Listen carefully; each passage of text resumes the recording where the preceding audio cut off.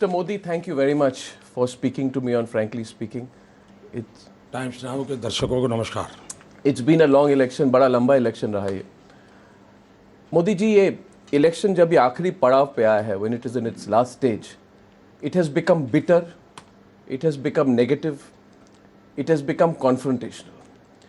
Not even the election commission has been spared right now. You were named the prime ministerial candidate more than 7 or 8 months back.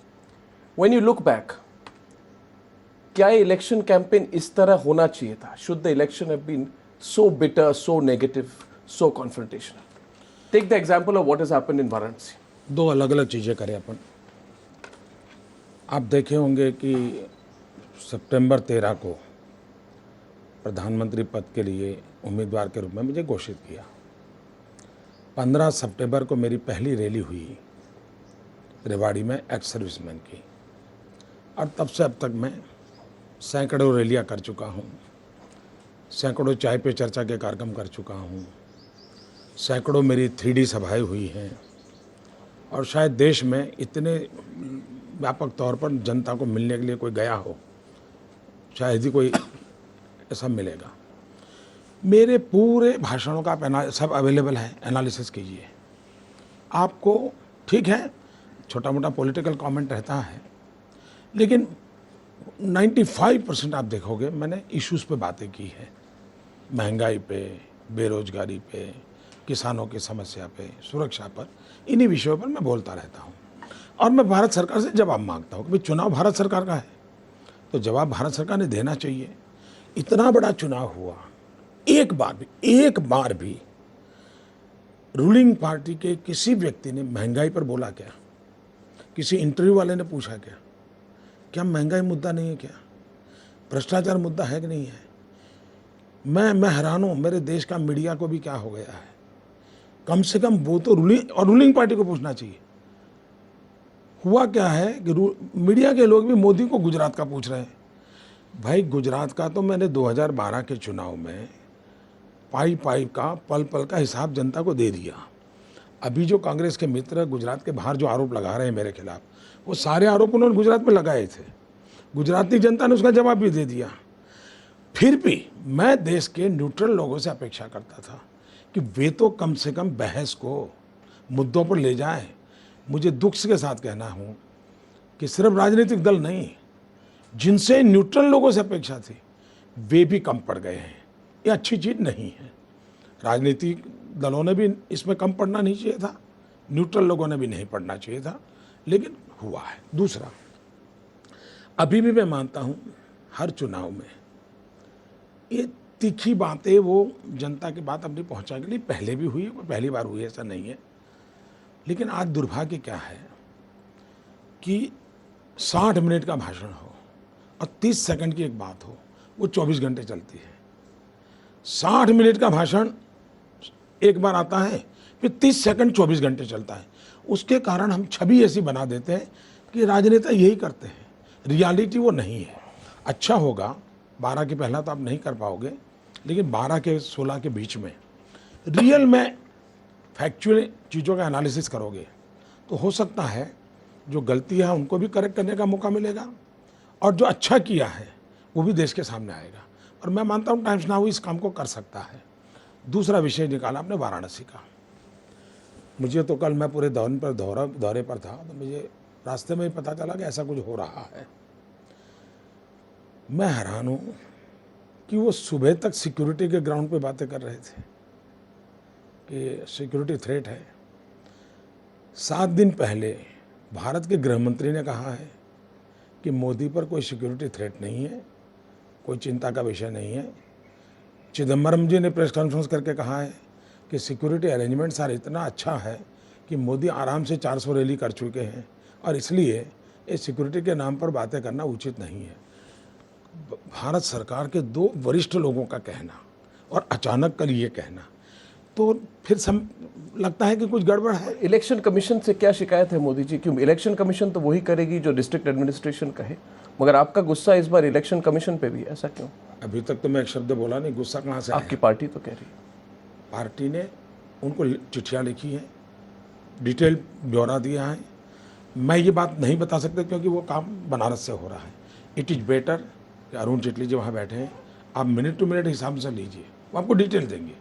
और मैं मानता हूँ हम लोकतंत्र से बंधे हुए लोग हैं, हम मानते हैं कि संवैधानिक संस्थाओं का सम्मान होना चाहिए, इलेक्शन कमीशन का सर्वाधिक सम्मान होना चाहिए, और इसलिए हमें इलेक्शन कमीशन के खिलाफ हमारे मन में असंवैधानिक तरीके नहीं हो सकते।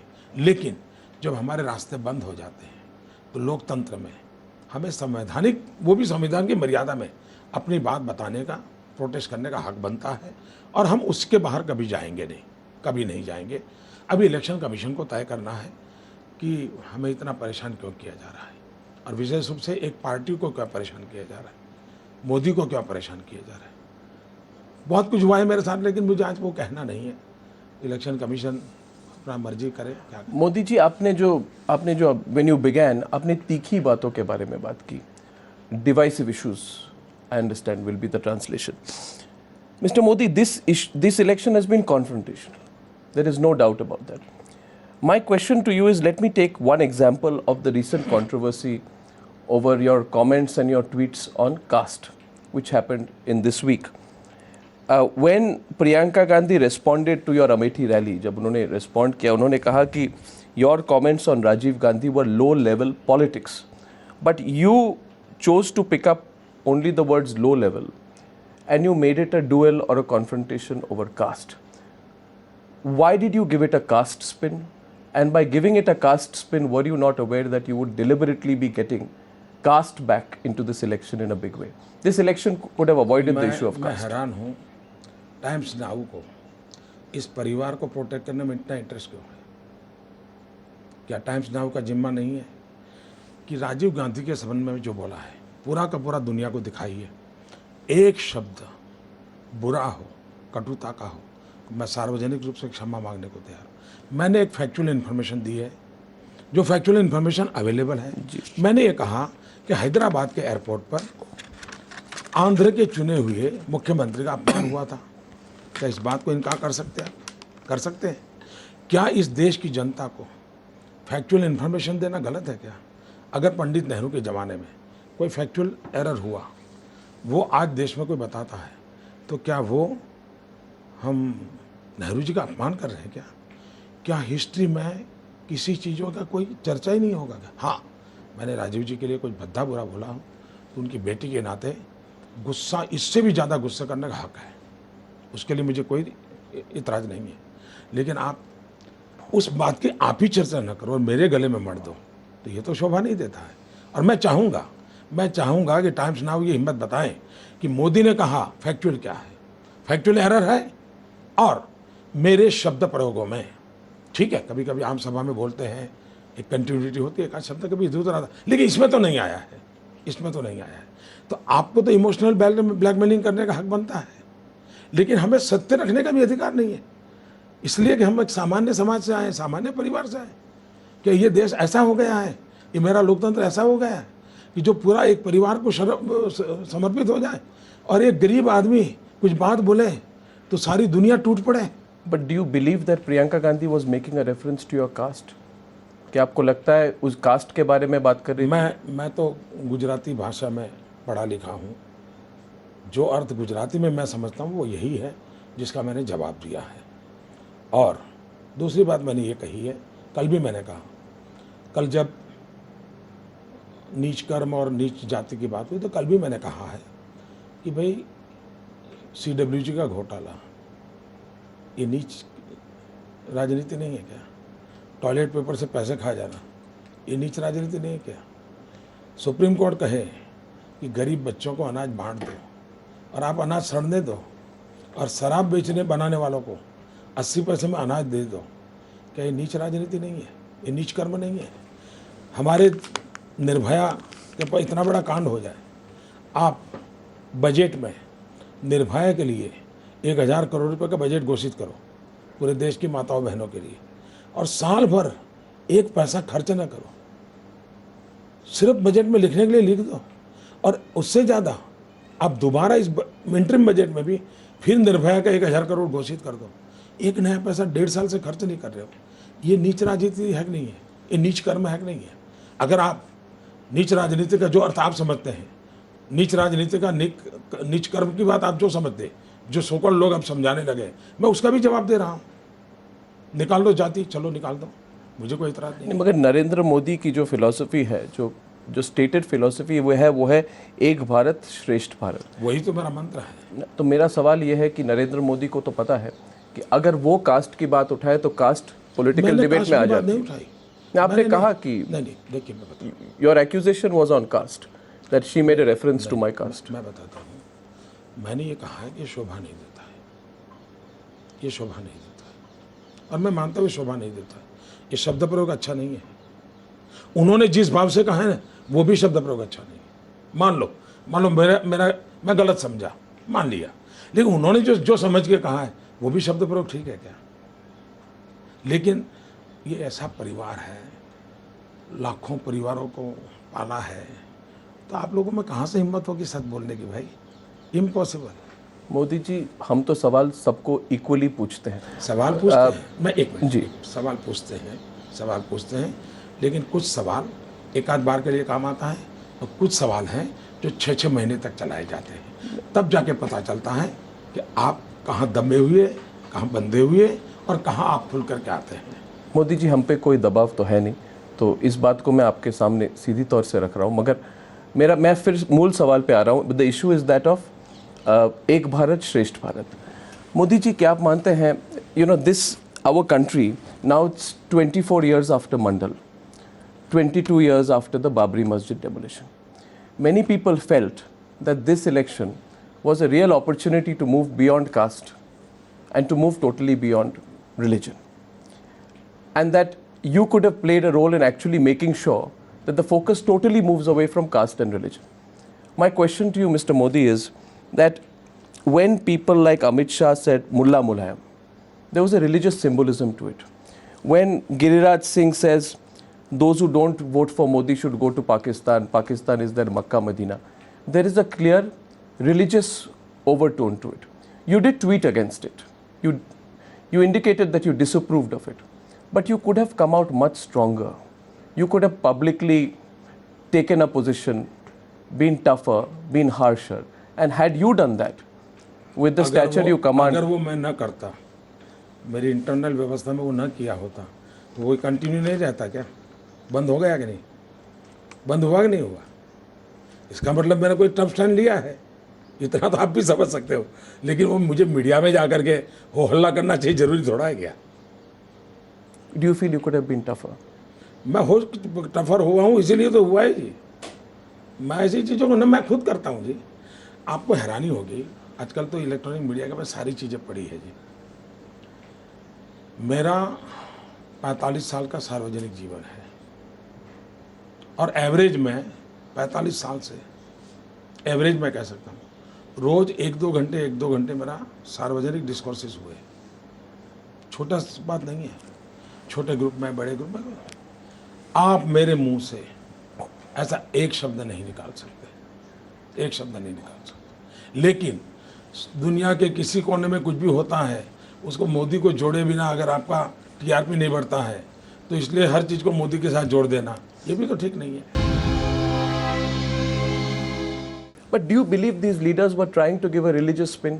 Do you believe they were trying to exploit sentiments? मुझे ऐसा नहीं लगता है। मैं इतना ही कहूँगा, ऐसा नहीं होना चाहिए। मैं इतना ही कहता हूँ, कोई सोच करके सबने किया होगा ऐसा मुझे नहीं लगता है। But Mr. Modi, you have yourself also said some things which have religious overtones. जैसे जिसको माना जा सकता है कि आप एक धर्म के लोगों के लिए बोल रहे हैं। मैं ये नहीं कह रहा कि एक धर्म के लोगों के खिलाफ बोल रहे हैं जी। जैसे कि बंगाल में आपने जो कहा, आपने कहा मोदी जी की, और मेरे पास इंग्लिश ट्रांसलेशन है उसका, जो मुझे समझ में आता है कि it's quite clearly a translation. आपने कहा those who observe Durga Ashtami and those who speak Bengali, they are all mother India's children. Why should it be the case? कल मैंने उसको ज़रा और आप लोगों को समझ में आया इसलिए दूसरा बोला। मैंने कहा देखिए, 2 प्रकार के, सुप्रीम कोर्ट का जजमेंट भी इसमें आप देख लीजिए। मैं वही बोला हूँ जो सुप्रीम कोर्ट बोलती है, मैं वही बोला हूँ जो ममता बनर्जी ने 4 अगस्त 2005 को पार्लियामेंट में बोला था। मैं वही बोलता हूँ जो 1996 में इंद्रजीत गुप्ता ने as a home minister, as a leftist बोला था। मैं वही बोल रहा हूँ जो 1995 में या 6 में PM सैयद जो हमारे MOS होम थे, उन्होंने जो बोला था वही मैं बोल रहा हूँ। दो बातें हैं। आप मुझे बताइए, दुनिया के किसी भी देश में इंडियन ओरिजिन होगा, अगर उस देश में उसको दिक्कत होगी, अफ्रीका में हो, फिजी में हो, जावा में हो, सुमेत्रा में हो, सूरीनाम में हो, वो जाएगा कहाँ? उसका पासपोर्ट का रंग तो अलग है, 150 साल से वो गया हुआ है, क्या गुनाह है, कहाँ जाएगा? उसके लिए एक ही जगह है, वो यहाँ आएगा। क्या इस देश का कर्तव्य नहीं है कि 100 साल 150 साल पुराने उसके जो भारत के बेटे हैं, जिसको अब वापस आना है, मुसीबत में है, वो कोई लूटने के लिए नहीं आ रहे, क्या उनके साथ न्याय होना चाहिए नहीं होना चाहिए? अगर बांग्लादेश में जस्ट बिकॉज ऑफ रिलीजियन उनको वहाँ से खदेड़ा जाता है, उनका जीना दुष्कर किया जाता है, जो पॉपुलेशन विभाजन के समय 35% थी, जो पॉपुलेशन आज 7% हो गई, उनके लिए तो जगह बची नहीं है। तो वो अगर हिंदुस्तान में आते हैं, जो भारत माँ की जय बोलते हैं, अब दुर्गा का आपको बुरा लगा होगा तो मुझे क्षमा करिए, लेकिन भारत माँ की जय बोलते हैं, वे आते हैं, तो इस देश ने क्या उनको मरने के लिए धकेल देना चाहिए क्या? जाओ वापस मारो काटो, जो होगा होगा, तुम जानो, तुम्हारा नसीब जाने। हमारे पॉलिटिकल डिसीजन के कारण उनको मरना पड़ेगा। दूसरा, मैं ये कहता हूँ कि अगर आसाम में ऐसे लोग आए हैं, बंगाल में आए हैं, इसकी जिम्मेवारी सिर्फ आसाम और बंगाल की नहीं होनी चाहिए। गुजरात ने भी कुछ लोगों को संभालना चाहिए, राजस्थान ने संभाल, पूरे देश ने थोड़ा थोड़ा बांट लेना चाहिए, लेकिन इनको हमारा लोगों को समझाना चाहिए। जो इन्फिल्ट्रेटर हैं वो पॉलिटिकल एजेंडा के साथ आते हैं, और हमारे देश के राजनीतिक दल आज से पहले कभी इन्फिल्ट्रेटर्स के पक्ष में नहीं बोलते थे। कुछ खुल करके विरोध करते थे, कुछ मौन रहते थे। पहली बार देखा गया है कि इन्फिल्ट्रेटर्स के संबंध में निमंत्रण देने की बात हो रही है, और जो निमंत्रण देते हैं मैं उनको पूछता हूँ, जो खुल करके कहते हैं कि बांग्लादेश से जो इन्फिल्ट्रेटर आते हैं, तो तस्लीमा नसरीन के लिए उनका एटीट्यूड अलग क्यों है? तस्लीमा को तो हम बंगाल में नहीं रहने देंगे, ये आंदोलन क्यों चलाते थे फिर? तो ये दो मानदंड किसके हैं? और इसलिए मेरा कहना बहुत साफ है, इसमें हिंदू मुसलमान का विषय ही नहीं है। तीसरी बात है, पाकिस्तान से राजस्थान में 45 साल से हजारों परिवार आकर के पड़े हुए हैं। अभी तक वो भारत माँ के गोद में आकर के अपना सर छुपा के रह रहे हैं। उनको माँ का प्यार चाहिए, कोई उनको भारत माँ का लाल कहने के लिए भारत की सरकार करने को तैयार नहीं। आपके यहाँ बंगाल में मथुआ समाज है जो बांग्लादेश से आया है, भारत माँ की जय करने के लिए आया, और कोई इरादा नहीं उसका, कुछ लेना पाना, गरीब लोग हैं। 40 साल हो गए उनको नागरिकत्व नहीं दिया जा रहा है, सिटीजनशिप नहीं दिया। अब बांग्लादेशियों को तो सब दे रहे हो, घुसपैठियों को, शरणार्थी को कुछ नहीं दे रहे हो। ये जो हमारी वोट बैंक की राजनीति है, किसी ने तो वोट बैंक की राजनीति के खिलाफ बोलना चाहिए, नहीं बोलना चाहिए। और अगर देश के हित में बोलना, मैं हैरान हूँ, आप जैसे लोग टेररिज्म के खिलाफ बोलो तो बोले सांप्रदायिक, जनसंख्या वृद्धि के लिए बोलो तो बोले सांप्रदायिक, घुसपैठियों के लिए बोलो तो सांप्रदायिक, तो मेरे देश के लिए कौन बोलेगा भाई? नहीं मोदी जी, देखिए, India is not a one religion country. India has not been a country which is only Hinduism has gone from India to the world. There are several religions which originate in India. My question to you, Mr. Modi, is that when on April 7th you released your manifesto, and what you are saying is that I am not giving a religious color, I am only talking about people who are persecuted, and I am welcoming back people who are persecuted. In your manifesto you said good governance and development.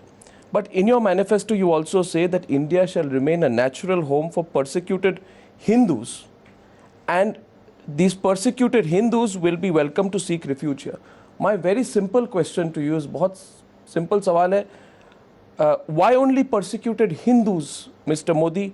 Why not persecuted Buddhists? Why not persecuted Sikhs? Why not persecuted Jains? Why not persecuted Muslims or persecuted Christians? Because if the BJP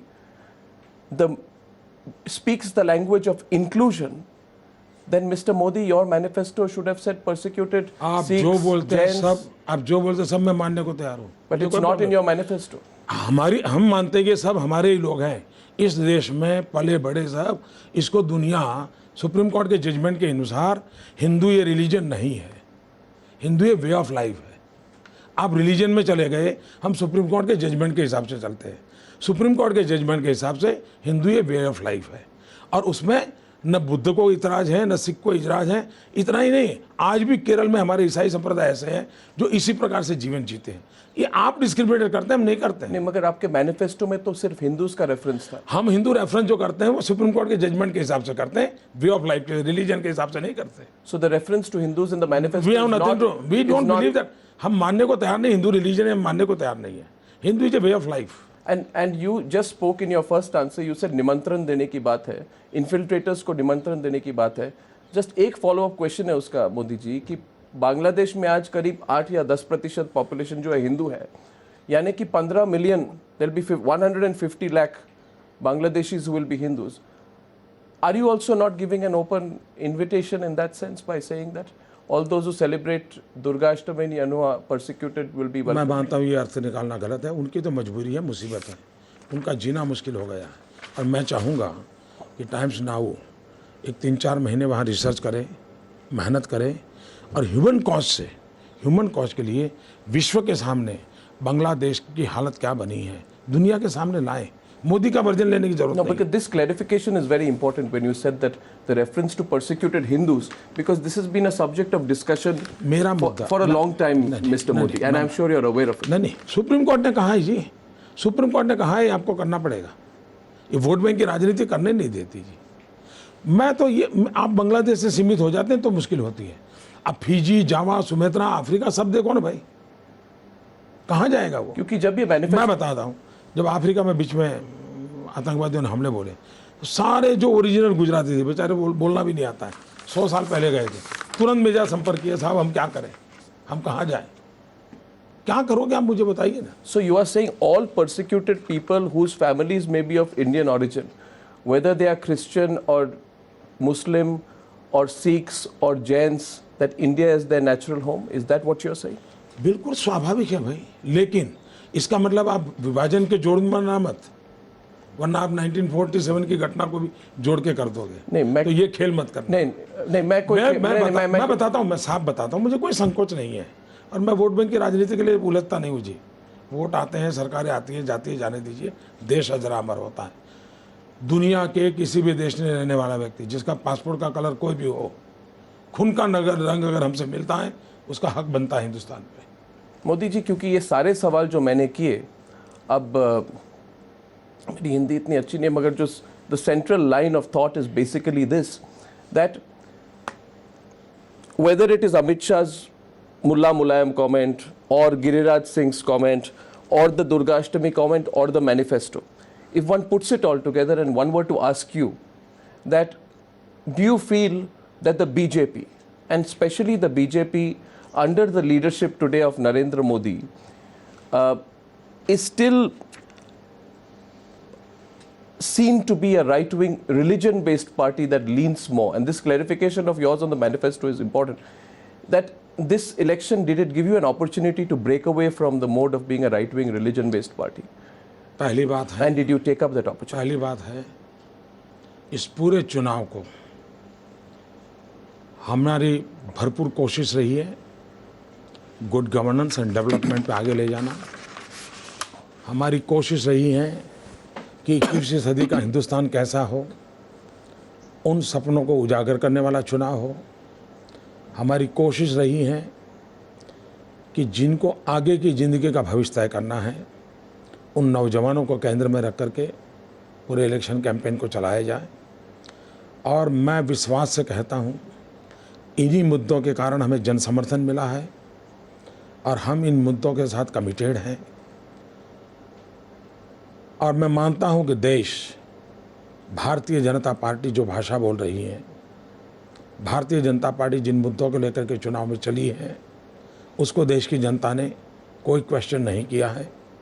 लेकिन 60 साल से एक परिवार से जुड़े हुए vested interest group हैं, उनके लिए उससे बाहर निकलना बड़ा मुश्किल है। देश की जनता निकल चुकी है। मोदी जी, राहुल गांधी के साथ जब मैंने इंटरव्यू किया था जनवरी में, जब कैंपेन शुरू हुआ था, I done interview with Rahul Gandhi since he was being projected by the party as not its prime ministerial candidate but their principal campaigner. So I had asked him one question in the context of the 1984 riots. I said to him that, are any congressmen, do you think any congressmen when you look back were involved in the 1984 riots? My question to you is this, that in your view, were any members of the Sangh Parivar, VHP, BJP involved in the 2002 riots? मैं मानता हूं कि गुजरात के दंगों में जितना vibrant judiciary रही है, जितना एक्टिविज्म रहा है जुडिशरी का, और जितना वाइब्रेंट मीडिया रहा है, और जितना ओवर एक्टिव एनजीओज रहे हैं, जितना इंटरनेशनल एजेंसियां रही हैं, उसके बाद सारी स्क्रूटनी के बाद मैं मानता हूं उनको निर्णय करने दीजिए। मोदी के सर्टिफिकेट की कोई ज़रूरत नहीं है, और मोदी के सर्टिफिकेट पर भरोसा भी नहीं करना चाहिए। मोदी के सर्टिफिकेट पे जरा भी विश्वास नहीं करना चाहिए। कॉन्स्टिट्यूशनल अथॉरिटीज़ पर ही भरोसा करना चाहिए। एंड लेट, उन्होंने किया है, आगे भी करेंगे। No, there is one side is the legal process. और दूसरा मैं Yes. कहना चाहूँगा कि आप भी अपना नाम हिस्ट्री में दर्ज करा दीजिए कि आपने पहला इंटरव्यू जिसका किया था और आखिरी इंटरव्यू जिसका कर रहे हो, तो टाइम्स नाउ को एक क्रेडिट मिल गई है। No, I don't want any credit, Mr. Modi. My job honestly is to speak to all the people in this election and ask them all the questions that I possibly can. And Mr. Modi, I know that you have been given a clean sheet by the courts, and I know that the courts have found nothing against you in the Gujarat riots. But in the spirit of my questioning, there are just one or two more questions I'd like to ask. The question is on Mayaben Kodnani. Now, I was reading quite a few books which actually say that Mayaben Kodnani was more a supporter of Keshubhai Patel. She was certainly not politically in the Narendra Modi camp. Yet, despite the charges against her, which were quite serious, you brought her as a cabinet minister in 2007. When you look back, Mr. Modi, given her conviction, do you regret that? Do you feel you made a mistake? आपको क्या है यार, कौन जानकारी देता है? Research तो करो यार। मैं तो मानता था अन्ना बड़ी रिसर्च करता है। आपकी जानकारी के लिए, उस समय उन पर कोई चार्जेज नहीं थे। बाद में जब यूपीए 2 बना, यूपीए 2 बनने के बाद जो सारे खेल चले, उसमें से जो आया, फिर एसआईटी बनी, उसके बाद उनको डाला गया। तो जब मैंने मिनिस्टर बनाया था, तब उन पर चार्जेज नहीं थे, आपकी जानकारी के लिए। लेकिन फिर भी मैं मानता हूँ उनको भी अभी कई कोर्ट से अपना न्याय लेने का हक बनता है। एक नागरिक का उनका हक है, उनको अपना काम करने दीजिए। But Mr. Modi, do you believe in retrospect that she could have been protected by the state agencies or the police, Mayaben Kodnani in this case? Because during the trial, ये काम दिल्ली में बहुत हुआ, 84 के बाद बहुत हुआ। मेरा स्पष्ट मत है, कानून को कानून का काम करना देना चाहिए। मेरी सरकार का काम न किसी की मदद करना है, न किसी को प्रताड़ित करना है। मेरी सरकार को मुझे उससे अलग रखना चाहिए, और मैं हमेशा रखता आया हूँ। मेरे खुद के लिए भी रखा है मैंने। ये आपके गले नहीं उतरेगा, क्योंकि आप इतना गंद दिमाग में भर के लोग, आप यानी नॉट अर्नब गोस्वामी, एक टोली है। ये सत्य समझने के लिए उनको अभी और 25 साल लगेंगे, सत्य जानने के लिए, स्वीकार करने के लिए। नहीं, in my mind, I have no gun or I have no biases or prejudices. I'm just asking you, Mr. Modi, that after the clean sheet which you got, you wrote a very detailed blog in which you said that I had repeatedly reiterated the same principles in my daily interactions with the media in those fateful days of February, March 2002 as well, publicly underlining, and I'm reading from your blog, the political will as well as the moral responsibility of the government to ensure peace, deliver justice, and punish all those guilty of violence. Mr. Modi, do you feel that your government fulfilled this moral responsibility to ensure peace? Yes, not necessary. Deliver peace? आगे जाने की जरूरत नहीं है। आप एक काम करो। And handle the आप एक काम करो। Just let me complete. आप एक काम and करो। handle the situation with the political will that was required. सुनिए, आप एडिटर हो, आप बाद में जाके एक भाषण 1 घंटे का दे देना, मुझे क्या प्रॉब्लम है? No, I don't. आपकी चैनल है, आप बोलते You रहना। answer the question. आप बोलते रहना, मुझे कोई प्रॉब्लम नहीं। देखिए, आप एक काम कीजिए, हिंदुस्तान के आपको पसंद आए ऐसे 10 कम्युनल राइट उठा लीजिए, पूरे देश के कोई भी 10, उसमें एक 2002 भी ले लीजिए, उसमें कितने एफआईआर दर्ज हुई, कितने अरेस्ट हुए, कितने केस चले, कितनों को सजा हुई, और वो डाटा देश के सामने रख दीजिए। उसमें से अगर आपको लगता है कि मोदी ने फुलफिल नहीं किया तो 6 दिन प्राइम टाइम में इसी को आप देते रहिए, मुझे कोई प्रॉब्लम नहीं। और अगर मोदी सच है तो ईमानदारी से 30 सेकंड के लिए भी सही न्यूज़ दे देना। No, we have covered all sides of the story, including when you were given a clean sheet by the courts, Mr. Modi. So that on that we maintain absolute objectivity. Mr. Modi, my next question to you is on the question of allies, because it's a very significant question. It's a political question. Are you absolutely sure, completely 100% confident, Mr. Modi, that you will cross 272 by yourself and that you will need no other parties to form the government in Delhi? दो चीज़ें आप mix करते हो। एक तो parliament का arithmetic होता है, उसकी अपनी जगह पर है, सरकार के लिए अरिथमेटिक रहता है, लेकिन देश चलाने के लिए अरिथमेटिक नहीं होता है। देश चलाने के लिए एक स्पिरिट होता है, और स्पिरिट होता है सबका साथ। और इसलिए मान लीजिए मुझे कल 350 भी सीट मिल जाए मेरी पार्टी को, तो भी मेरा मत बनता है कि लोकतंत्र में सभी दलों का महत्व है, हमारे विरोधी दलों का भी महत्व है, हमारी गौर आलोचना करने वालों, तभी तो लोकतंत्र चलता है जी। सरकार चलाने के लिए नंबर तो देश दे देगा, देश चलाने के लिए मुझे सबका सहयोग चाहिए, और मैं जितना कर सकता हूँ करूँगा सबका सहयोग लेने के लिए, चाहे वो कम्युनिस्ट पार्टी के हो, चाहे कांग्रेस पार्टी के हो।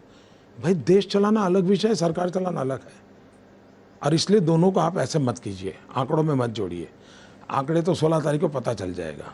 इसको हमें 350 सीट मिल जाए तो भी मैं मानता हूँ एक पार्टी का कोई एक एमपी चुन करके आया होगा ना, मेरे लिए वो उतना ही मूल्यवान है जितने कि 125 करोड़ देशवासी मूल्यवान है। आप जो आंसर दे रहे हैं वो दे रहे हैं respect and importance of every person and the importance of taking everyone along. It's a responsibility. Yes, but I also know that Narendra Modi is a very savvy politician, and Mr. Modi, you must admit it, you also know the importance of political arithmetic. Let me bring you back to my question, Mr. Modi. Everyone is watching this interview, and what they want to know from you is that are you saying that in a post-poll scenario, and please restrict your answer in the context of political arithmetic. I know you spoke about chemistry, and I also know, due to having interviewed you several times in the past, that you are, if you want to, you are very good at avoiding the question, but I want to bring you back to the question. Mr. Modi, tell me, are you absolutely sure that there are all these parties who you have severely criticized, and they have severely criticized? Are you, that you will not seek the support of these parties who have bitterly criticized you and who you have bitterly criticized in the course of these campaigns? I'm talking about parties like Mayawati, Mamta Banerjee, even Jayalalitha to some extent, even Naveen Patnaik to some extent. Can you do business with them if you have to? देखिए मैं बताता हूँ, आप चुनाव अभियान की जो बातें हैं ना, उसके आधार पर राजनीति नहीं चलती है भाई। आप थोड़ा पुराना इतिहास देख लीजिए ना, पुराना इतिहास, चुनाव की राजनीति, चुनाव एक अलग माहौल होता है, लोक शिक्षा करना एक जिम्मेवारी होती है, हर दल अपनी बात बताता है, अलग अलग तरीके से बताता है, और इसलिए इस चीज़ों को मत चिंता कीजिए, इसकी चिंता मत कीजिए। देखिए मैं बताता हूँ, जिस दिन मोदी को प्रधानमंत्री पद का उम्मीदवार घोषित किया गया, तब देश के सभी मेन स्ट्रीम मीडिया का एक ही सेंट्रल स्टोरी था कि बीजेपी को कोई साथी नहीं मिलेंगे, सेंट्रल स्टोरी था। और हिंदुस्तान के राजनीतिक इतिहास में ये पहला चुनाव ऐसा है कि जिसमें बीजेपी के साथ 25 पार्टियां प्री पोल अलायंस के साथ चुनाव लड़ रही है। एनडीए के समय भी कभी प्री पोल अलायंस हमारा नहीं हुआ था, कांग्रेस का भी कभी इतना बड़ा प्री पोल अलायंस नहीं हुआ था। और इसलिए ट्रैक रिकॉर्ड से भी एनालिसिस करें, अरिथमेटिक छोड़ दो, केमिस्ट्री छोड़ दो, तो भी कुछ आपके सवालों का जवाब अपने आप मिल जाता है। पर मोदी जी, मैंने आपके जब अमेठी में आपने स्पीच दी स्मृति ईरानी के समर्थन में, जहाँ पे आपने कहा कि शी इज़ माई छोटी बहन, तो आपने एक और बात कही थी कि अगर ज़रूरत पड़े तो कुछ काम इधर कराना हो तो मैं करा सकता हूँ, समाजवादी पार्टी में अगर मुलायम सिंह यादव को कहूँ तो वो आके काम करेंगे। तो मैं एक दो बातें होती है, एक बात होती है कि किसी के साथ काम करके देश को आगे चलाना, दूसरी बात होती है पॉलिटिकल अरिथमेटिक। मैं तीसरी बार और एक बार इस प्रश्न की कोशिश करूंगा आपसे पूछने कि अगर ज़रूरत पड़े आंकड़े लाने के लिए, if you to bring the numbers together, are you willing to reach out to Mayawati? Because the BJP and the BSP have worked together in the past. Are you willing to reach out to Mamata Banerjee? Are you willing to reach out to Jayalalitha if required to form the government, to get the numbers and form a strong government? दो विषय जरा आपको मैं समझा दूं, और मैं चाहता हूं आप इसी पर पूरा इंटरव्यू पूरा कीजिए, मुझे प्रॉब्लम नहीं है। मैं आपको बताता हूं मैंने अमेठी में क्या कहा। अमेठी में मेरा विषय ये था, मैंने कहा राहुल जी ने ये कहा कि भाई डेवलपमेंट इसलिए नहीं हुआ है कि स्टेट गवर्नमेंट हमारा रिस्पॉन्ड नहीं करती। That was his statement. तो मैंने जवाब दिया, मैंने कहा भाई ऐसा नहीं होता है। अगर ऐसा हुआ है तो आप सार्वजनिक करो कि आपने स्टेट गवर्नमेंट को कितनी चिट्ठियाँ लिखी है, सार्वजनिक करो, आपका काम स्टेट गवर्नमेंट रोकाएगा। और मैंने कहा मुलायम सिंह जी अपने इलाके में रोड बनता है तो मना क्यों करेंगे, अपने यहाँ में अस्पताल बनता है तो क्यों मना करेंगे। तो मैंने कहा ये और 200 पर 2 और मैंने कहा मुझे विश्वास है कि मुलायम सिंह जी का मेरा राजनीतिक मतभेद होगा तो भी अगर मैं डेवलपमेंट का काम लेके जाऊंगा, मुलायम सिंह जी सहर्ष स्वीकार करेंगे। मैंने ये भी कहा कि वहाँ 3 एसपी के एमएलए हैं, 2 बीएसपी के एमएलए हैं, वो भी अगर स्मृति ईरानी जी चुनकर के बाद अच्छा काम लेके जाएंगे, जरूर उनका समर्थन करेंगे। ये मैंने बहुत प्रैक्टिकल विषय रखा। जी बिल्कुल। अब मेरा दूसरा सवाल। हाँ, अब दूसरा आपका सवाल है, वो सवाल आपका इरेलेवेंट इसलिए है क्योंकि सरकार बनाने के लिए भारतीय जनता पार्टी को देश की जनता भरपूर समर्थन दे रही है। लेकिन जब समर्थन मिलता है तो अहंकार नहीं देती है जनता, जिम्मेवारी देती है। अहंकार मुझे अलग ले जाता है, जिम्मेवारी मुझे जोड़ने के लिए ले जाती है। और मेरा काम रहेगा देश के लिए। मैंने पहले ही कहा आपको, दोबारा बोलता हूँ, और हिंदी में समझ नहीं आया तो फिर एक बार बोलता हूँ, एक एमपी चुन करके आएगा, एक मेरे लिए, वो भी 125 करोड़ देशवासियों का प्रतिनिधि है। सरकार चलाना का मतलब होता है, भले नंबर गेम हो, देश चलाने का मतलब होता है सबका साथ लेना ही चाहिए, सबको साथ लेकर के ही चलना चाहिए। और मैं ये नहीं मानता हूँ कि एक बीजेपी है जिसको देश का भला करना है और औरों को नहीं करना है, हम ऐसा नहीं मानते। हालांकि विचार अलग अलग होंगे लेकिन सब लोग देश का भला करना चाहते हैं। पर मोदी जी, आपने why did you antagonize so many parties? Let me give the example of one. Let me take the example of Mamata Banerjee, with whom your greatest war is now going on. You are having a great war with Mayawati now, but you had a longer war with Mamata Banerjee.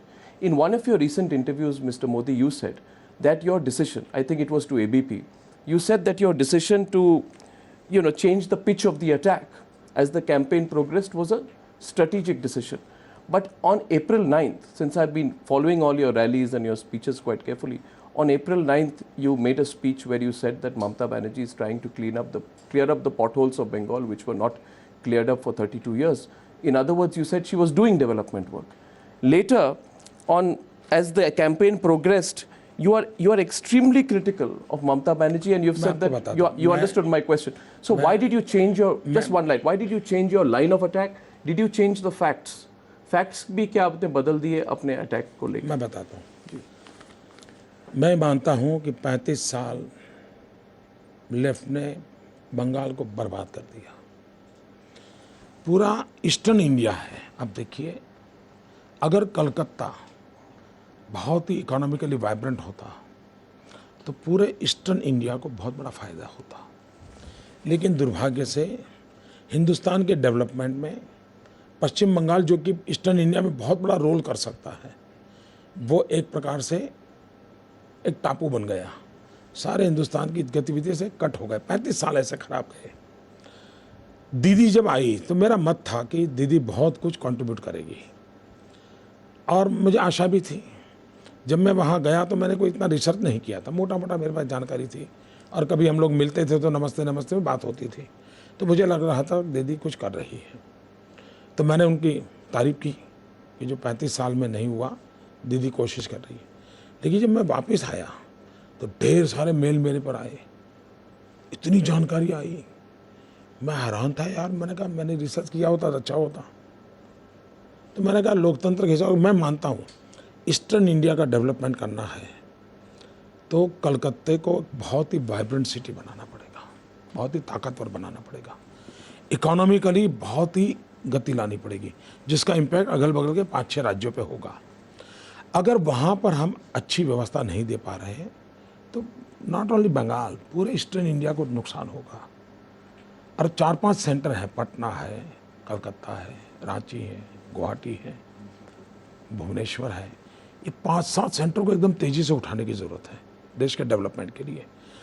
उसमें अगर ये बदले की राजनीति में समझ चला जाएगा दीदी का, लेफ्ट वालों ने ऐसा किया तो मैं ऐसा करूँ, दिखा तो वही दिखा, इससे मुझे पीड़ा हुई है। मेरा बंगाल बर्बाद हो रहा है, मुझे पीड़ा हुई है। और लोगों ने जानकारी दी तो चुनाव में मुझे लगा कि भी मुझे अब सच बोलना पड़ेगा। और लोकतंत्र में चुनाव एक ऐसा विषय होता है जिसमें लोक शिक्षा करनी चाहिए। हमारी बात लोग माने या ना माने जो अलग बात है, लेकिन हमने धोखेबाजी नहीं की। Change of heart. 3 हफ्ते में आपकी मत बदल गई? 3 हफ्ते नहीं जी, मैं उस समय तो अप्रैल में गया था। अप्रैल 9 और मई 4 के बीच। अरे भाई मैं तो अभी गया ना, मई 4 में तो मैं ये 2 लड्डू की बात करके क्या पॉलिटिकल स्ट्रेटजी नहीं? आपको क्या मोदी जी, एक बात है कि क्या आपको इस बात आपको नहीं लगता कि you should have kept the door open with Mamata, with Mayawati if required? Door open रखने का ये भी तो तरीका हो सकता है। मैं समझ में नहीं आया मुझे। जितना समझा सकता हूँ बता दिया। ये भी तो डोर ओपन का तरीका हो सकता है।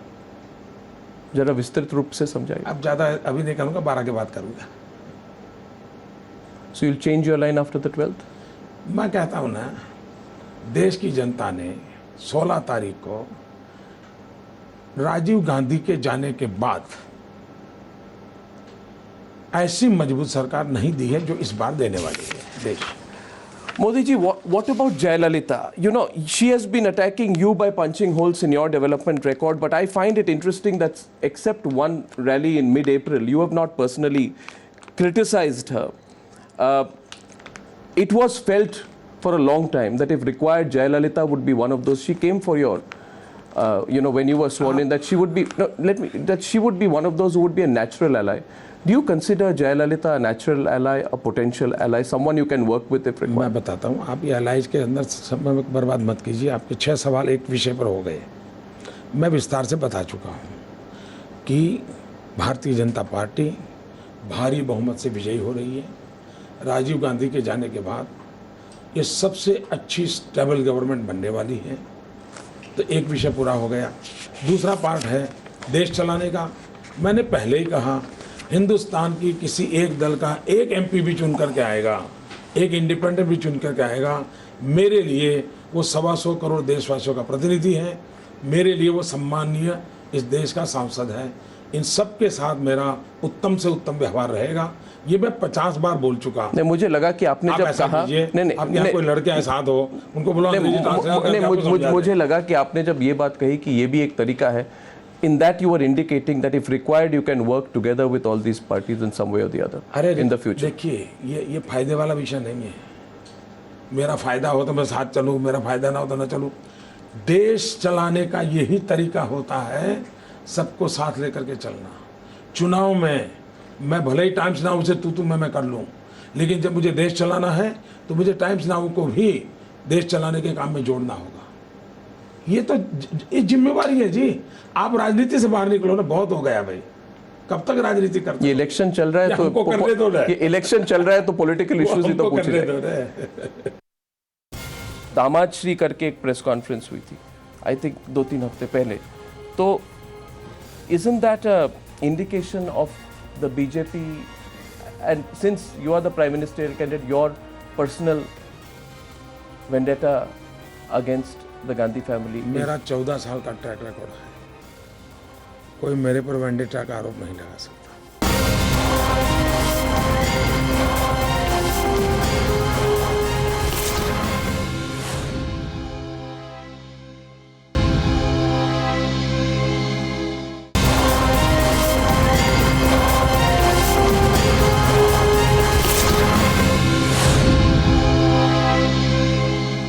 Mr. Modi, one controversy has been that of Snoopgate. On Snoopgate, my question to you is, you have worked with Amit Shah for a very long time. Do you believe the voices that of Amit Shah, can you identify that voice as his voice in the tapes, Mr. Modi? Do you believe that having worked with Amit Shah for so long and so closely, that he could have broken the law without official clearances to deploy state machinery on one person? Supreme court इस बात को देख रही है, supreme court देख रही है। What is your view on? Supreme court में विषय है, मैं बाहर क्यों बोलूँगा। सुप्रीम कोर्ट देख रही है जी, मुझे सुप्रीम कोर्ट पे भरोसा है। In the terms of reference, जो कमीशन है, जो स्टेट गवर्नमेंट ने जो कमीशन बिठाई है अंडर रिटायर्ड हाई कोर्ट जज on Snoopgate, Mr. Modi, one of the issues which is there is how the conspiracy on how the tapes came out. I am asking you this question in the context of Tehelka. In Tehelka also it was asked, is there a conspiracy behind why the Tehelka tapes came out vis-a-vis what was exposed in the tapes? In this case, what is more important? What is in the tapes or the conspiracy on why the tapes came out? मुझे तहलका वाला मालूम नहीं है, लेकिन जिस विषय पे आप जाना चाहते हो 10 बार पूछोगे 10 बार एक ही जवाब है, सुप्रीम कोर्ट के मामला सुप्रीम कोर्ट में है, let the supreme court decide. But why are you opposed to a central probe investigation in this case? On most cases, Mr. Modi, you are quite transparent. When you gave your interview on India TV, you were asked a question about your election expenditure. And you said, let there be an investigation by any central agency, including the Election Commission, if I'm not mistaken, you told Rajat Sharma, into this whole issue of my election expenditure. Why not a central investigation into Snoopgate as well? मैंने किसी चीज़ में मना किया ही नहीं है। Supreme court के पास मामला है, मुझे कोई रोल करना ही नहीं है। मैं इस शब्द पे एक बोला नहीं हूँ भाई, आप क्यों मेरे गले मट रहे हो? But then why did you feel that Kapil Sibal and the central government, in a recent interview you said, had political malice on the question? कि इस पे देखिए 2009 में पार्लियामेंट का चुनाव था, उस चुनाव में दैट वाज 2009 में श्रीमान कपिल सिब्बल जी गुजरात आए थे और उन्होंने ये सार्वजनिक भाषण किया है। उन्होंने कहा है कि यूपीए 2 में मोदी जेल जाएगा और ये हम तय करके बैठे हैं, हम मोदी को जेल जा करके भेजेंगे। ये 2009 का है और तब के बाद की सारी घटनाएं उसी कोशिश को पूरा करने के लिए चल रही है। उस संदर्भ में मेरा जवाब है।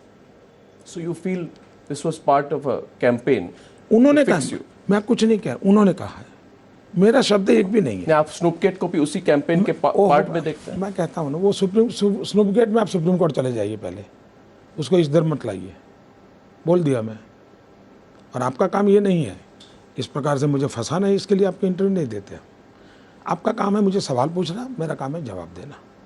और आपको फंसाने का कार्यक्रम है तो वो बोल दीजिए, मैं उसके लिए भी तैयार हूँ। आप उसके लिए आ जाइए, आपके 10 लोगों को बिठा दीजिए, I am ready to face it. लेकिन ये तरीका ठीक नहीं है, ये तरीका ठीक नहीं है। दूसरी बात, एक इंसान को आप सवाल पूछ रहे, वो कह रहा है कि भाई सुप्रीम कोर्ट में मैटर है और मैं सुप्रीम कोर्ट की इज्जत करता हूँ। आपको सुप्रीम कोर्ट से आप बड़े हैं तो आपकी मर्जी, मैं क्या करूँगा। लेकिन कपिल सिब्बल ने 2009 में जो कहा था, मैंने उनका कोट दिया। अब आप इतने बुद्धिमान लोग हैं, उस कोट का उपयोग मेरे खिलाफ करना है तो वो करिए, उनके खिलाफ करना है तो वो करिए, या दबा देना है तो दबा दीजिए। Mister Modi, were you surprised when your Doordarshan interview was censored? जब वो इंटरव्यू सेंसर किया गया, जब आपने इंटरव्यू दी, 2 सवाल है उसमें, जब इंटरव्यू दी क्या आप सरप्राइज थे कि वो सेंसर हुई? जब सेंसर हुई तो ये बात बाद में आई, जब मीडिया में आए उसके बाद आपके ऑफिस ने वो टेप्स रिलीज किए जो ओरिजिनल टेप्स थे। तो were you surprised when that interview was censored? मैं बताता हूँ। एक तो दूरदर्शन से मुझे रिक्वेस्ट आई, मैंने कहा ठीक है भाई, अब सबको दे रहे तो बारी बारी से दे दीजिए।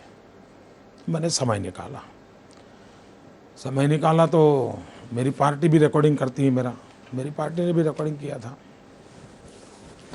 फिर वो दूरदर्शन पे आया, वो भी मुझे मालूम नहीं था, काटा कि नहीं काटा वो भी मालूम नहीं था, क्योंकि ना हमें इतना समय होता है। लेकिन अचानक एक विषय आया, बेटी वाला।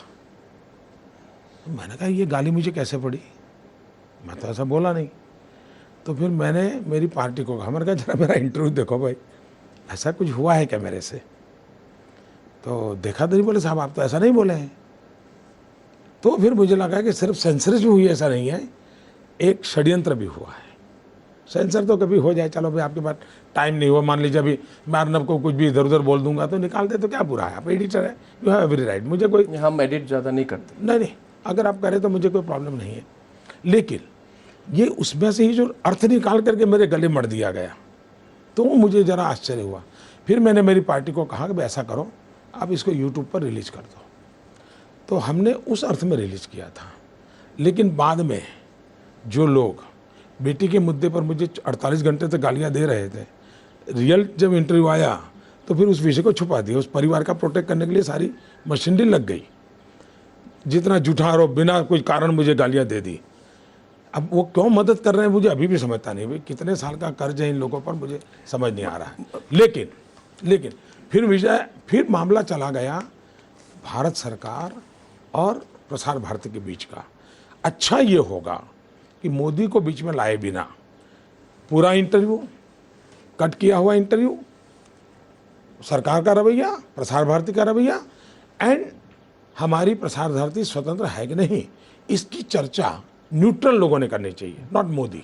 मोदी जी, मीडिया की न्यूट्रलिटी, और मैं वैसे इस बात पे जाता नहीं, बट टाइम्स नाउ की न्यूट्रलिटी पर ये तो ज़रूर कह सकता हूँ कि सारी इंटरव्यू टाइम्स नाउ पे दिखाएगी, एडिटेड, अनएडिटेड, सेंसर्ड, अनसेंसर्ड। हाँ, मैं इसके विषय में टाइम्स नाउ को अभिनंदन करता हूँ। उन्होंने ये दूरदर्शन का पूरा दिखाया, मुझे बताया। मैं तो नहीं देख पाया, मैं खुद मेरा इंटरव्यू अभी तक देख नहीं पाया हूँ, लेकिन मैंने सुना आपने अच्छा किया ये। मोदी जी, मैं ये इस उसी दूरदर्शन के जो ये इंटरव्यू जो कंट्रोवर्शियल हुआ, उसमें एक मूल सवाल आपने ये कहा था कि I will not respond to Priyanka Gandhi because I don't consider a political rival. My question to you is, नहीं, ऐसे शब्द मैंने नहीं कहा। यू सेड नहीं, you said let me ये quote. आपका ट्रांसलेटर में कोई गड़बड़ है, नहीं, अच्छा ट्रांसलेटर लाइए आप। नहीं, what you said that even if whatever she is saying is as a daughter, it is her right to work hard for her mother. Even if she gives me 10 more abuses, I am willing to listen. Then I cannot raise any objections as she is only fulfilling her role as a daughter. Am I right in my translation now? बिल्कुल। Then my question to you is, why then later, in recent days, have you reacted to what Priyanka Gandhi has said? You reacted when you said, how can she see? You didn't take her name, but you said, Smriti who? फिर ये नीच राजनीति वाली बात आई, RSVP वाली बात आई. So while you said that you will not respond to Priyanka Gandhi, or at least because she is fulfilling her role as a daughter, why have you responded to the things that she has said? देखिए, ऐसा नहीं, आप मुझ पर गंभीर आरोप लगाते हैं तो मुझे जवाब नहीं देना चाहिए क्या? मुझे जवाब नहीं देना चाहिए क्या? अगर अर्नब गोस्वामी राजनीति में नहीं है, लेकिन अगर कल मुझे गंभीर आरोप लगाएगा तो मैं नहीं बोलूँगा क्या? उस दिन का मेरा जवाब था कि भाई एक बेटी अपने माँ और भाई के लिए काम करे तो उसमें बुरा क्या है? बड़ा मैच्योर रिस्पॉन्स था मेरा भाई। But why is there so much animosity? Animosity का हिंदी ट्रांसलेशन मैं समझ गया एनिमोसिटी आप क्या कहना चाहते हैं। Why is there so much animosity, Mr. Modi, between you and the Gandhis? Why is it? Let me complete, Mr. Modi. Why has it got so personal with the Gandhis? You have made so many remarks in these elections. जैसे So many remarks. बताइए ना, बताइए। Every speech of yours is about. बताइए, ऐसे नहीं चलता है, ये गोलमोल मत करो, बताओ। नहीं, मैं गोलमोल। आप रिसर्च करते हो ना, एक एक वाक्य बोलो, मैं सुनने को तैयार हूँ टाइम्स नाउ में, और आपकी हाजिरी में वो सुनने को तैयार। मैं गोलमोल नहीं करता हूँ मोदी जी। आपने हर स्पीच पे आप कहते हैं माँ बेटी की सरकार, माँ बेटी की सरकार, माँ बेटी की सरकार तो गई। ये तो मुझे बताइए, संजय बारू की किताब के बाद कोई क्वेश्चन है क्या? संजय बारू की किताब के बाद मैंने माँ बेटी की सरकार बोलना शुरू किया है, उसके पहले नहीं बोला। चलिए आगे आ जाइए, अच्छा लगेगा मुझे। अच्छा लगेगा। नवंबर 2013 में, क्योंकि मोदी जी आपके हर स्पीच, हर वाक्य, हर रैली को मैं फॉलो करता हूँ, नवंबर 2013 में आपने कहा, madam you are ill, let the शहजादा take over and let us see then if he can deliver round the clock electricity to Chhattisgarh. आपने वो बात क्यों उठाई? नहीं, मैं बताता हूँ जी, आप वो पूरा भाषण सुनिए। एक सहज फ्लो में गया कि आप अगर बीमार हैं तो आपके बेटे को कहो बिजली की चिंता करें। इतना पवित्र भाव था। जब मैंने उसका टीवी डिबेट का सुना तो मैं हैरान हो गया। ऐसे ही एक गाली अभी मुझे पड़ी थोड़े दिन पहले, लेकिन मीडिया चुप था, मैं भूल गया क्या था। सेम टाइप ऑफ गालियाँ मुझे पड़ी, सारा मीडिया देश का चुप था। मैं हैरान था, और वो ऐसा रूटीन में, मैं जैसे मैं कहूँगा अच्छा अर्नब आप बीमार हो तो ऐसा करो, उसको दे दो, इतना सहज था। लेकिन आपको पता होना चाहिए, देश में जब मैडम सोनिया जी की बीमारी की खबर आई, I was first person, not even single congressman, मेरा सबसे पहले उनको गेट वेल सून का मैसेज और मेरा बुके गया था। मैं सार्वजनिक जीवन में जो भी लोग हैं उनके विचार कुछ भी हो, लेकिन ये सब तपस्या करते हैं, अपना पूरे परिवार को खपा देते हैं। मैं इज्जत करता हूँ। ये आप हमें जानते नहीं हो इसलिए आप बोल रहे हैं वैसा, हमारे जीवन को नहीं जानते हो आप। क्या रॉबर्ट वाड्रा के बारे में जो प्रेस कॉन्फ्रेंस हुई मोदी जी, वो एक तरह से जो दामाद श्री करके एक प्रेस कॉन्फ्रेंस हुई थी, आई थिंक 2-3 हफ्ते पहले, तो isn't that a indication of the BJP, and since you are the prime ministerial candidate, your personal vendetta against the Gandhi family is, मेरा 14 साल का ट्रैक रिकॉर्ड है, कोई मेरे पर वेंडेटा का आरोप नहीं लगा सकता, कोई सोच नहीं सकता। और इस विषय में भी मैं बार बार बोल चुका हूँ, करप्शन के विषय ये चुनाव का मुद्दा है, चुनाव का मुद्दा है। मुझ पर इतने गलीच और झूठे आरोप लगाए गए हैं, इसको देखने की आपको फुर्सत नहीं है। लेकिन भारतीय जनता पार्टी ने सिर्फ हकीकतें देखी देश के सामने, और उसको आप वेंडेटा में ले जाते हो। ये कौन सा न्याय है आपका? is the Robert Vadra issue an issue to keep the Congress on the back foot? Because Rajasthan में सरकार दिसंबर में आई मोदी जी, तब से लेके अब तक कोई फॉर्मल प्रोब इनिशिएट नहीं हुई उनके केसेस में, तो is it just an issue to raise as a political threat? यही इस बात का सबूत है कि हम हकीकतों के आधार पर चलते हैं, जुडिशियस माइंड से चलते हैं, जल्दबाजी में राजनीति करने के लिए नहीं जाते। वरना यही चीज़ हमको, जैसे हमारे साथ कपिल सिब्बल एंड कंपनी कर रही है ना, वो हम जयपुर में कर लेते हैं, लेकिन वो नहीं करते। हम हकीकतों के आधार पर जुडिशियल प्रोसेस से आगे बढ़ रहे हैं। नहीं होगा तो किसी को गुनाह नहीं बनेगा, हकीकत होगी तो देश जानेगा। अगर हमको करना होता, यही तो हमारी क्रेडिबिलिटी बताता है। हमने जो अब तक इस प्रकार से नहीं किया है वो हमारी क्रेडिबिलिटी बताता है। आप इसको गुनाह बताते हो, ये कैसा तर्क है? नहीं, मैं अगर वसुंधरा जी ने जनवरी में यही कर दिया होता तो आप वेंडेटा की बात करते? नहीं, क्यों कहते हैं? यही तो करते और क्या करते? नहीं, बिल्कुल नहीं। और कोई उन्होंने शांति से ट्रू गवर्नमेंट प्रोसेस होती है, अपना काम चल रहा है, जब सच निकलेगा। No, but Mr. Modi, every time the Vadra case came up, the Congress party now responded by asking questions on Adani's. Mr. Adani himself came out and gave a series of press conferences, and he gave a series of interviews. Now, I know, Mr. Modi, what you will say, and I know that the Supreme Court has praised Gujarat for land acquisition. But I have just one question for you on that.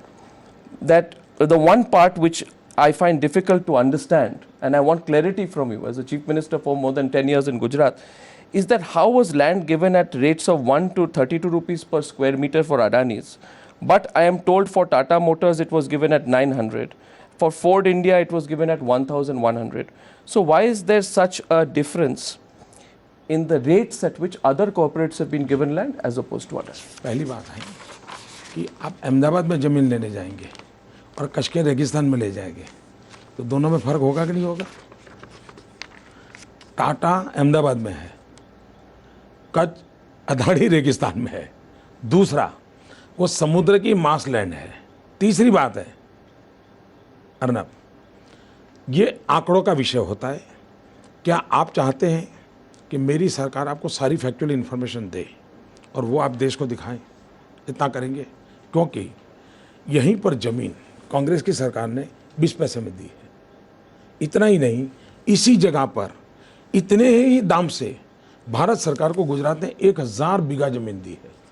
1000 बीघा, उसी जहां अदानी का है ना, उसके बिल्कुल adjoining 1000 बीघा ज़मीन same rate से भारत सरकार ने भी ली है। क्योंकि वो मासी लैंड है। एक्चुअली तो ज़मीन दिखती ही नहीं है, वो पानी होता है, उसमें उनको फिलिंग करना पड़ता है। और वहाँ पर कोई एक किसान की एक तिनका भी उगता नहीं, वो ज़मीन है। और इतना ही नहीं, अदानी को पूरे हिंदुस्तान में जो ज़मीन मिली है, क्या उसकी रिसर्च आपको करनी चाहिए नहीं करनी चाहिए? कांग्रेस सरकारों ने ज़मीन दी, वो करनी चाहिए नहीं करनी चाहिए? मेरे यहाँ अच्छा, कल भारत सरकार के कॉमर्स एंड इंडस्ट्री मिनिस्टर ने भी कहा कि लैंड एक्विजिशन के संबंध में गुजरात सरकार की बहुत ट्रांसपेरेंट पॉलिसी है, किसी की फेवर करने वाली नहीं है, किसी का नुकसान करने वाली नहीं है।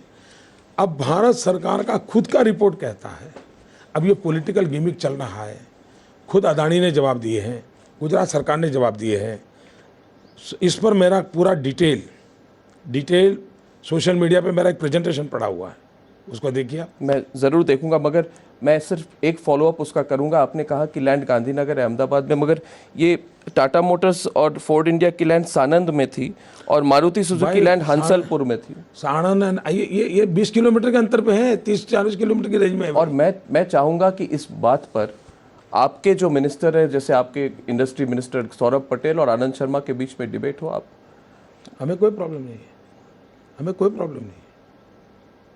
You are ready for open debate? सब हम सब बड़ा खुला, इसके बजाय डिबेट की क्या जरूरत है? आपकी एक टोली बिठाइए इंडिपेंडेंट, जिसको रेवेन्यू लॉज मालूम हो, और आप पूरा इतना कीजिए, हिंदुस्तान में अदानी किस किस राज्यों में है, कहाँ कहाँ उनको क्या मिला है। दूसरा, गुजरात सरकार ने पॉलिसी के बाहर कुछ दिया है क्या? मेरी पॉलिसी गलत है कि नहीं, उसका तो डिबेट हो सकता है, लेकिन क्या मोदी ने पॉलिसी के बाहर, और पॉलिसी होती है उसका लाभ अरब भी ले सकता है, उसका लाभ टाटा भी ले सकता है, उसका लाभ वड्रा भी ले सकता है पॉलिसी का। Can talks and terror continue? Bomb, बंदूक और पिस्तौल की आवाज़ में बात सुनाई देती है क्या?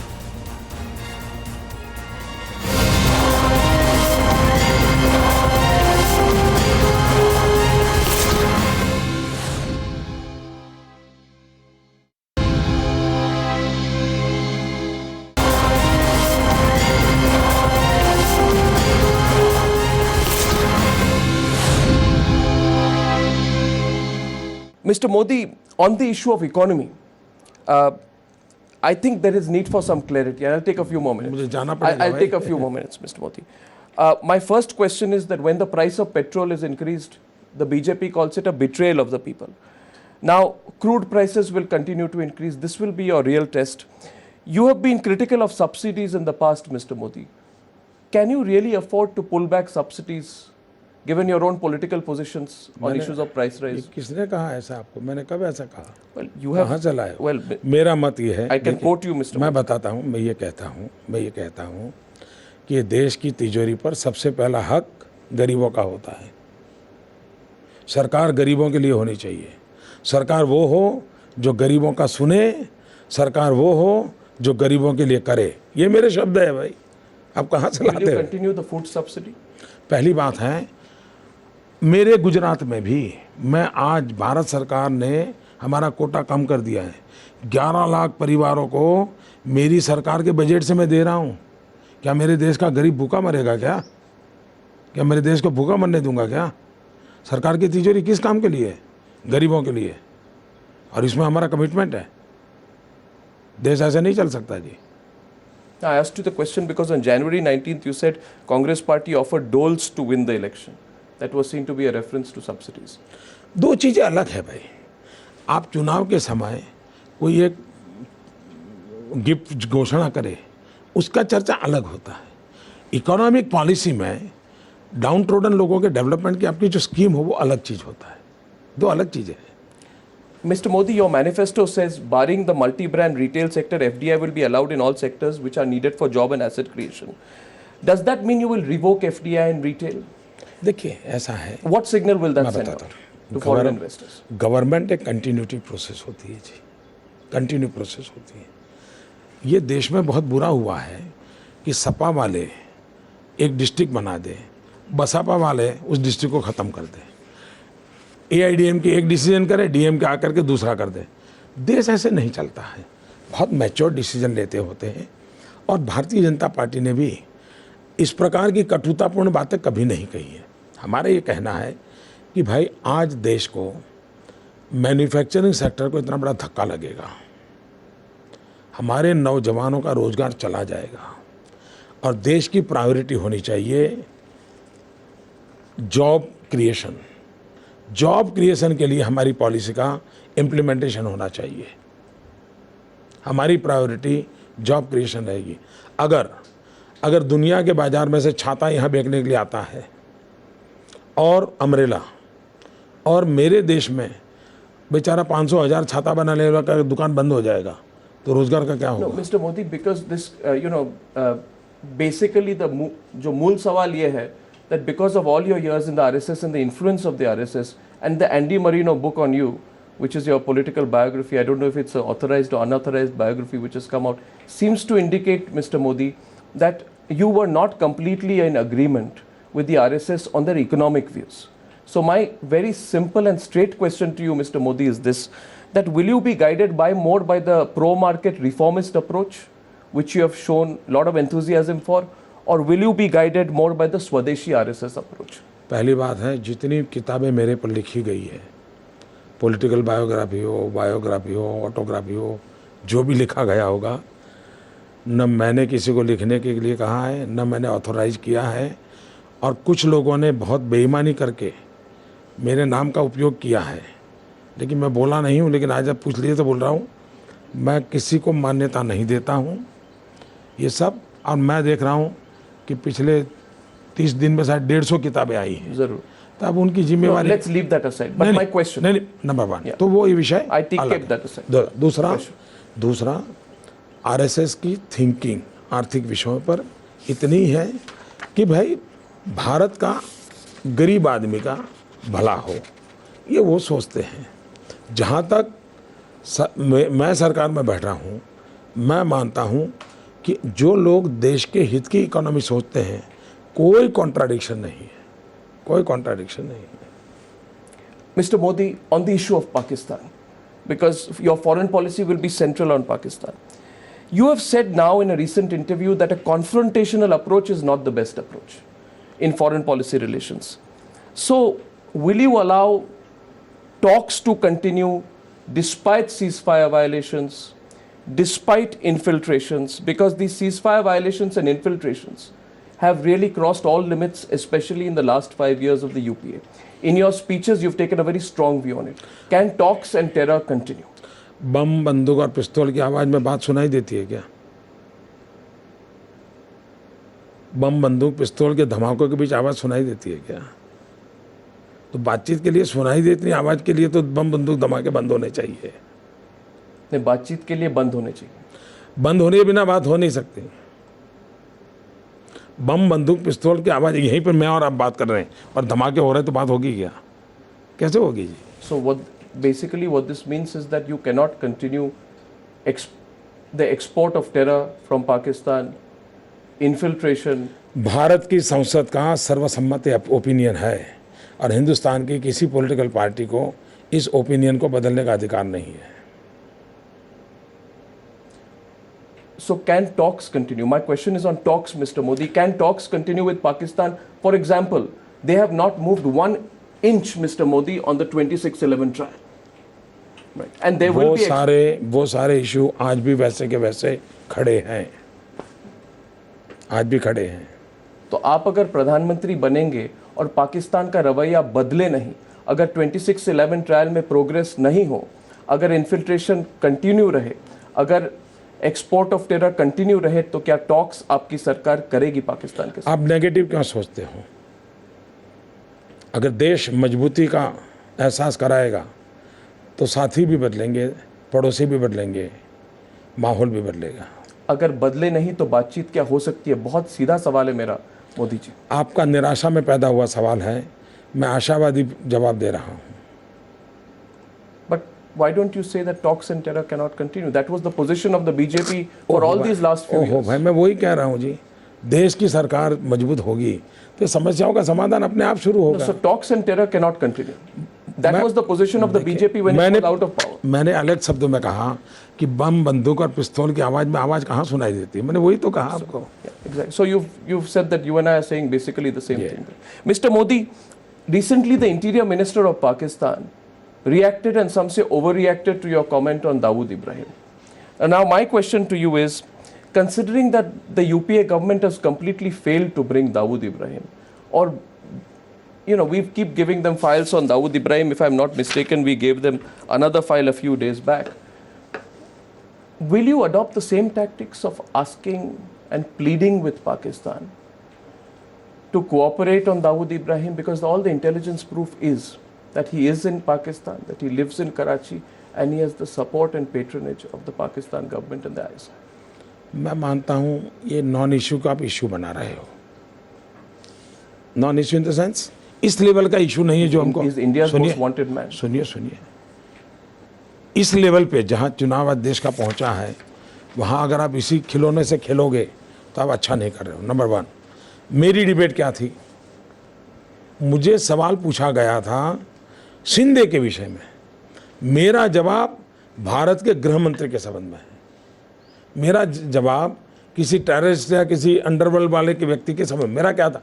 उन्होंने क्या कहा प्रेस कॉन्फ्रेंस में? मैंने इनका कहा, मैंने कहा देखो भाई ये काम पत्रकार परिषदों में नहीं होते हैं.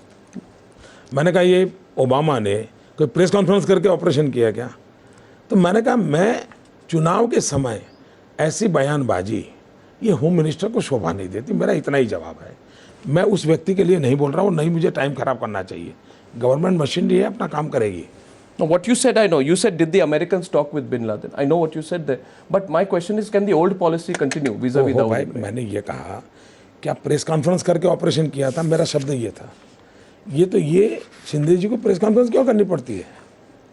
मोदी ये जी, चुनाव के समय इस प्रकार प्रेस कॉन्फ्रेंस करना शिंदे जी को शोभा देता है क्या? ये that was my issue. Was Shinde, issue was a statement. Issue was not a concern person. Mr. Modi, on America, I know you've been asked the question on the visa ban, and you've given a reply. I don't want to repeat the same question and get the same answer.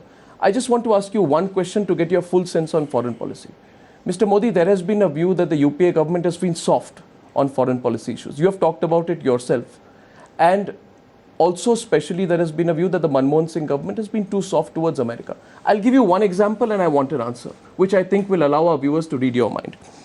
Mr. Modi, recently the Brazilian president, Dilma Rousseff, she called off a state visit to the United States in September last year because there were news reports that America had spied on her communications as well as that of other Brazilians. Mr. Modi, at the same time, it was also revealed that the United States snooped on the Indian embassy as well. यानी कि हमारे embassy पे उन्होंने snoop किया, हमारे जो दूतावास है वहाँ पे. और India was the 5th most tracked country by the American intelligence agencies. It was revealed officially. In such a scenario, I want to know from you, would you have reacted in the way that the Brazilian president did, or would you have reacted in the way the UPA government reacted when this fact came out? When we will get the first-hand information, we'll analyze it and we'll come to the conclusion what to do. Would you have been tougher? My simple answer is, I don't have any information. I can't go through the media reports. Once I'll get when we will there in the government, we'll get the correct information, we'll analyze it, and we will formulate our strategy. Mr. Modi, 2 more questions. One, the question which you've been asked very often.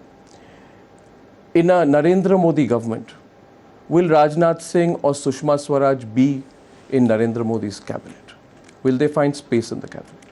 Thank you. आपने government बना दी. कुछ काम मेरे पर छोड़ दीजिए. मेरी party की टीम पर छोड़ दीजिए.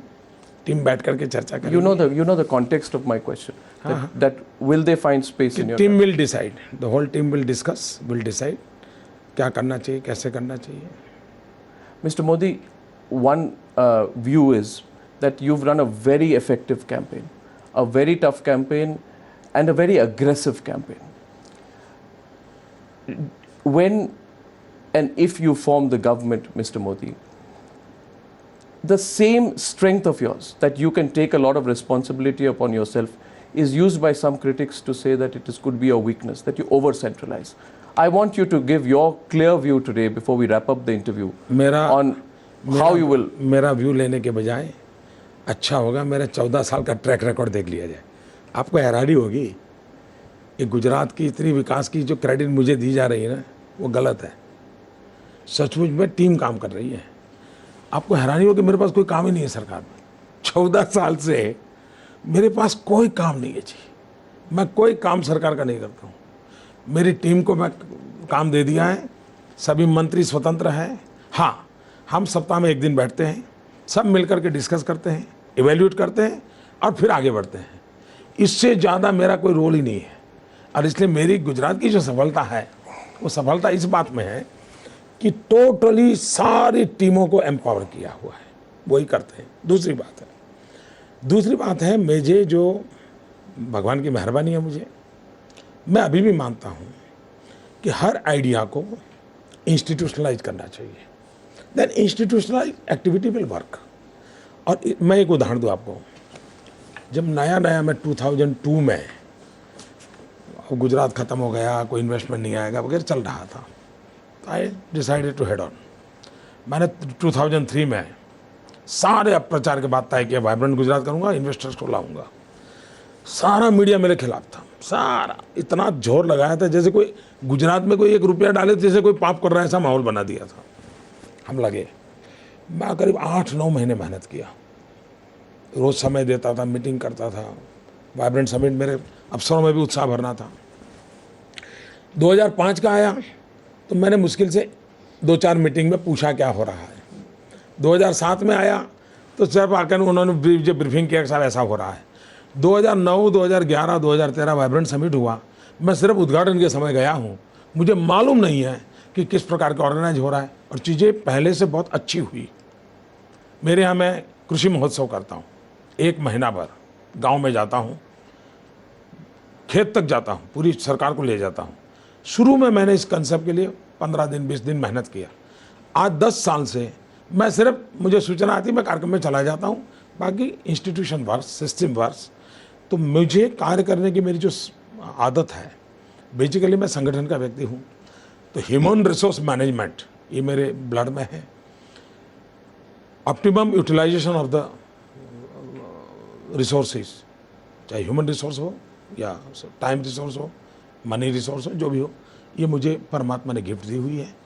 खुद मैं कुछ नहीं करता जी, कुछ नहीं करता जी, आपको हैरानी होगी। और शायद हिंदुस्तान में सार्वजनिक रूप से ये स्वीकार करने की हिम्मत कोई राजनेता में नहीं होगी। मैं कुछ नहीं करता हूँ, मैं बताता हूँ जी, सब मेरी टीम करती हैं, बहुत अच्छे ढंग से कर रही है, और टीम ही करनी चाहिए, मेरा मत है। Mr. Modi, thank you very much. Thank you भैया, thank you. Thank you very much for talking to me. Times Now के दर्शकों को मेरा नमस्कार, और आप सबको मैं टाइम्स नाउ के माध्यम से कहता हूँ, पूरे देश में 8 चरण पूर्ण हो चुके हैं, 9वां चरण भी पूर्ण हो जाएगा। लोकतंत्र की ताकत देश की जनता है, मैं जनता को नमस्कार करता हूँ। धन्यवाद। Thank you, Mr. Modi. Thank you very much indeed. Thank you. Thank you भैया, थैंक यू।